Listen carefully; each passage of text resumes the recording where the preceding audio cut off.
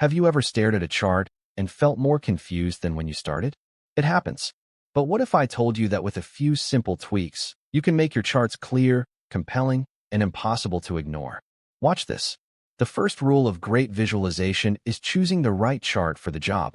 Use a bar chart to compare categories, a line chart to show trends over time, a scatter plot to reveal relationships between two variables, and a heat map to visualize density or intensity. Get this right, and you're halfway there. Now let's talk design. 3 rules to remember. First, use minimal colors. Don't make your chart a rainbow. Use color to highlight what's important. Second, set proper scales. Your axes should always start at 0 if you're showing magnitude. Third, declutter.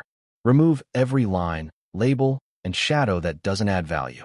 Your data should be the star of the show. Did you know that about 1 in 12 men are colorblind? If you use red and green to show good and bad, some of your audience won't see the difference. Use palettes that are designed for accessibility.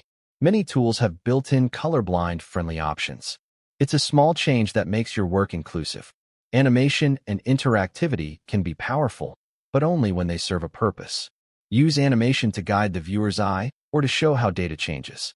Use interactivity to let users explore the data themselves. But keep it simple. The goal is to clarify, not to distract. Choose the right chart, design with intention, and make it accessible. That's how you create charts that pop and persuade. What's your number 1 visualization pet peeve? Let me know in the comments.